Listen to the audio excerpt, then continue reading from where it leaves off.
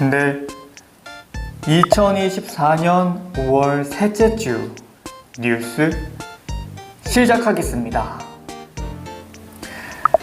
오는 20일부터 요양기관의 수진자 본인 자격 확인 의무화 제도가 시행되면서 병의원과 약국은 건강보험 적용에 앞서 신분증 등으로 환자 본인 확인을 의무적으로 해야 합니다. 건강보험공단은 개정된 건강보험법에 따라 환자 본인 여부와 건강보험 자격 여부를 반드시 확인해야 하며, 이를 위반하는 병의원과 약국은 과태료를 물게 된다고 밝혔습니다. 오는 24일부터 농산물 온라인 도매시장에서 수산물 구매도 가능해집니다. 온라인 도매시장에서는 거래 품목을 기존 청과와 약고, 축산물 등에서 수산물까지 확대하기로 했습니다. 앞서 농식품부는 가격이 뛴 과일과 채소 가격을 잡기 위해 지난달부터 긴급 가격 안정 자금 1,500억 원을 투입해 납품 단가와 할인 행사를 지원하고 있습니다. 전국 주유소 휘발유 평균 판매 가격이 7주 만에 하락세로 돌아섰습니다. 한국석유공사 육아정보시스템 오피넷에 따르면 휘발유는 직전주보다 리터당 1.2원 내린 1,711.7원으로, 경유 평균 판매 가격은 1,560.8원으로 전주와 비교해 5.5원 떨어졌습니다. 이번 주 국제 유가는 이스라엘과 하마스의 휴전 협상 등의 영향으로 국제 휘발유는 5.7달러 내린 92.8달러, 국제 경유는 1.8달러 내린 97.6달러로 집계됐습니다. 농림축산식품부는 올해 자유무역 협정인 FTA 피해보전 직접 지불금 지원 대상으로 한우와 유구, 한우 송아지, 녹두 등 4개 품목을 선정했습니다. 농식품부는 106개 품목을 조사해 품목별 수입량, FTA 체결국에서 수입량, 국내 가격 등을 분석해 4개 지원 품목을 선정했다고 밝혔습니다. FTA 피해 보전 직접 지불금은 FTA 이행에 따른 농축산물 수입 증가로 가격이 하락한 품목에 대해 하락분 일부를 농가에 보전해주는 제도입니다. 이달 17일 국가유산청 출범을 맞아 서울 경복궁, 경주 대릉원, 제주 성산 일출봉 등이 무료로 열립니다. 문화재청은 15일에서 19일 닷새간 경복궁, 창덕궁, 덕수궁, 창경궁 등 4개 궁과 종묘, 조선 왕릉 등 전국 76곳에 국가유산을 무료로 개방한다고 밝혔습니다.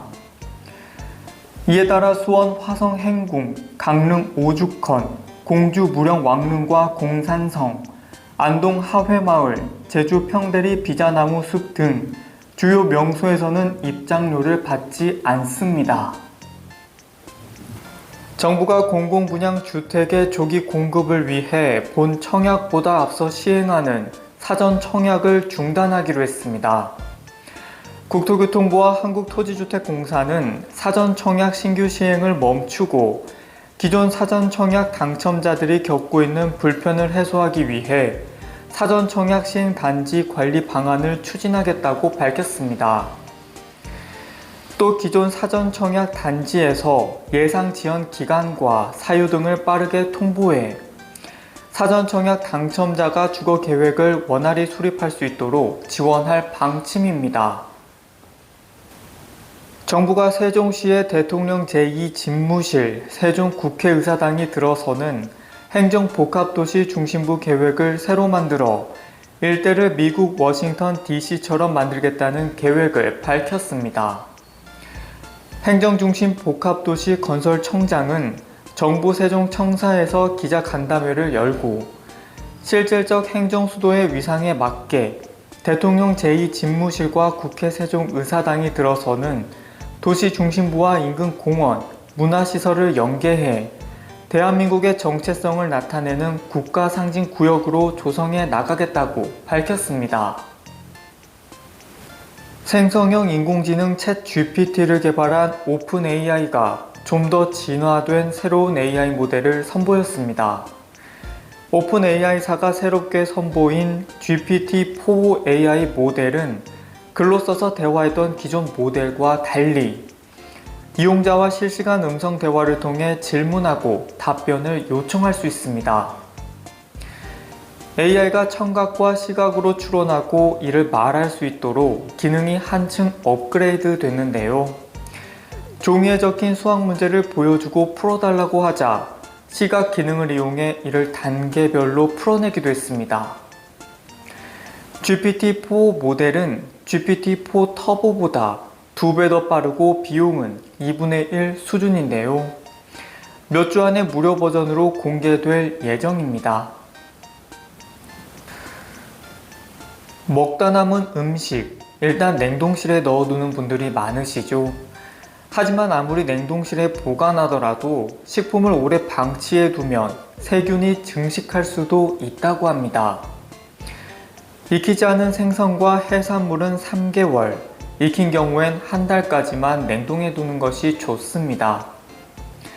또 익히지 않은 소고기는 1년, 익힌 건 3개월까지만 냉동실에 보관하는 것을 권장합니다.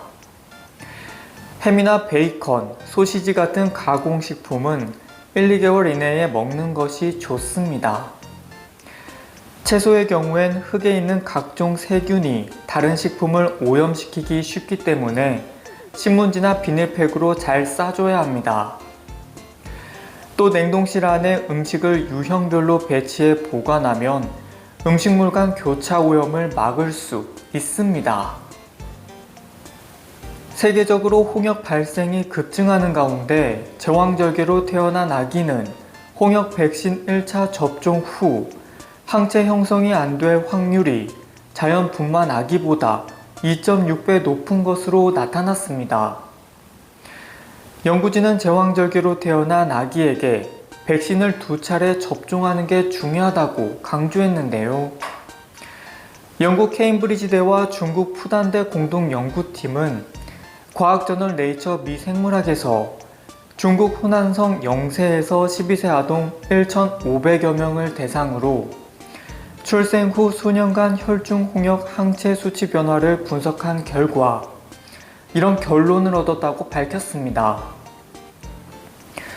이어 출산 방식에 따른 이런 차이는 아기의 장내 미생물 군집 발달과 관련이 있을 수 있다며 자연분만의 경우 엄마에게서 더 다양한 미생물이 아이에게 전달돼 면역체계 강화에 도움이 된다는 연구 결과가 있다고 설명했습니다. 해외 직구 제품의 안전성 문제가 잇따르자 정부가 오늘 국정현안 관계장관 회의를 열고 이르면 다음 달부터 안전 인증이 없는 제품의 직구를 금지하기로 했습니다. 이에 따라 유모차와 완구, 킥보드 등 13살 이하 어린이가 사용하는 34개 품목과 전기 매트 등 화재나 감전사고 발생 우려가 큰 34개 품목의 경우 KC 인증이 없으면 해외 직구가 금지됩니다. 또 화장품이나 위생용품 등은 유해성이 확인되면 반입을 차단하고 방향제 등 생활화학 제품도 기준치를 초과하는 제품은 구매할 수 없게 됩니다. 우리나라가 2차 전지 핵심 원료인 리튬 매장량 1위인 칠레와 핵심 광물 공급망 협력 강화를 추진합니다. 산업통상자원부는 칠레 광업부와 제5차 한칠레 자원협력위원회 회의를 열고 리튬 등 핵심 광물 공급망 협력 강화 방안을 논의했다고 밝혔습니다. 산업부는 이번 회의에서 양국이 핵심 광물 전략을 공유하고 양국의 기술 협력과 함께 한국 기업의 칠레 진출 방안 등을 논의했다고 설명했습니다. 국토교통부는 오는 20일부터 다음 달 21일까지 한 달 동안 행정안전부와 경찰청, 각 지방자치단체와 함께 불법 자동차를 집중 단속한다고 밝혔습니다. 국토부는 번호판을 가리고 운행하거나 소음기 개조 등을 한 불법 튜닝 이륜차, 타인용이 차량인 대포차 등을 중점 단속할 예정입니다. 국토부는 또 안전신문고를 통한 적극적인 시민들의 신고를 당부했습니다. 고물가 속에 외식비 부담이 커지면서 편의점 도시락 판매가 늘고 있습니다. 지난달 GS25와 CU, 이마트24, 세븐일레븐 편의점 4개사 매출은 모두 작년 동기 대비 17에서 25% 증가했습니다. 편의점 4개사의 도시락 가격은 3,000원에서 7,000원대 수준이며 외식 비용보다 저렴해 인기를 끈 것으로 풀이됩니다. 택배에 추가 요금이 붙거나 배송이 지연되는 등 택배 서비스 격차가 발생하는 제주도와 백령도 등 도서상간 지역이 물류 취약 지역으로 지정돼 특별 지원을 받게 됩니다. 국토교통부는 전국 52개 시군구의 일부 지역을 물류 취약 지역으로 지정하는 내용의 물류 취약 지역 지정고시 제정안을 다음 달 3일까지 행정 예고한다고 밝혔습니다. 취약 지역 주민은 정부와 지자체로부터 택배비 일부를 지원받게 되고 해당 지역에선 택배기사 1명이 여러 택배사들의 물건을 한 번에 배송할 수 있게 되는 등 화물 운송 관련 규제가 완화될 전망입니다. 오늘 서울의 한낮 기온 25도 안팎으로 다시 초여름 날씨를 보였는데요. 주말과 휴일 사이에는 더 더워지겠습니다. 토요일 서울의 낮 기온 26도, 일요일에는 28도 안팎까지 오르겠습니다. 일교차가 10에서 15도 안팎으로 크게 벌어져 주말 나들이 하실 때 감기 걸리지 않게 주의하셔야겠습니다. 내일도 전국의 하늘이 대체로 맑겠고 공기도 깨끗하겠습니다. 동쪽 지역의 대기가 건조한 가운데 강원 산지와 경북 북동 산지에는 강풍이 불겠습니다. 내일 아침 서울과 광주의 최저기온 15도가 예상되고요. 한낮 기온은 서울이 26도, 대구가 29도 안팎을 보이겠습니다.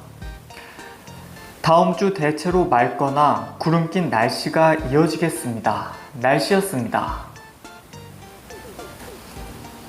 과학기술정보통신부와 외교부는 오는 21일에서 22일 인공지능 AI 서울 정상회의와 AI 글로벌 포럼을 개최한다고 밝혔습니다. 먼저 21일 저녁 8시 30분부터 10시까지 화상회의 방식으로 열리는 정상 세션에서는 주요국 정상과 국제기구 수장, 빅테크 대표가 모여 AI 거버넌스의 3대 목표로 안정과 혁신 포용을 제시할 계획입니다. 22일 오후엔 장관 세션이 열려 AI 안전성 확립 역량 강화와 지속가능한 AI 발전 촉진 등이 논의됩니다. 국가유산청은 경복궁 종묘 등 다양한 국가유산을 활용한 디지털 데이터와 콘텐츠 48만 건을 무료로 공개한다고 밝혔습니다. 국가유산청은 신라의 역사, 문화 환경을 디지털 콘텐츠로 재탄생시킨 신라 왕경, 조선시대 왕실 소품과 궁궐 건축 양식을 담은 왕실 문화 등을 주제로 한 자료가 공개한다고 밝혔습니다. 자료는 국가유산 디지털 서비스 홈페이지에서 감상할 수 있습니다. 60년 넘게 우리 땅에 있는 역사적 장소와 유물을 일컬어왔던 용어, 문화재가 역사 속으로 사라지고 유산으로 대체됩니다. 문화재청은 국가유산청으로 조직을 재편하고 17일부터 국가유산을 중심으로 한 새로운 법 행정 체계를 새롭게 적용합니다. 국가유산은 크게 문화유산과 자연유산, 무형유산으로 나누고 보존 규제 위주로 이루어졌던 정책도 국가유산을 매개로 하는 콘텐츠나 상품 개발 제작 등 활용에 초점을 맞추어 추진할 예정입니다. 국토교통부가 현재 공시가격 기준인 다세대 연립 등 빌라의 전세 보증금 반환 보증 주택가격 산정 방식을 합리화하는 방안을 추진합니다. 공시가격 하락으로 보증가입이 어려워진 빌라가 늘고 빌라 기피 현상이 아파트 전셋값 상승으로 이어지면서 제도 손질에 나서는 것인데요. 보증 물건의 주택가격 산정 시 사실상 배제해 오던 감정평가 방식을 다시 활용하되 감정가를 높게 부풀리는 과다 감정을 막는 방안이 검토되고 있습니다. 네, 2024년 5월 셋째 주 뉴스 마치겠습니다. 그럼 저는 다음 주에 뵙겠습니다. 시청해주셔서 감사합니다.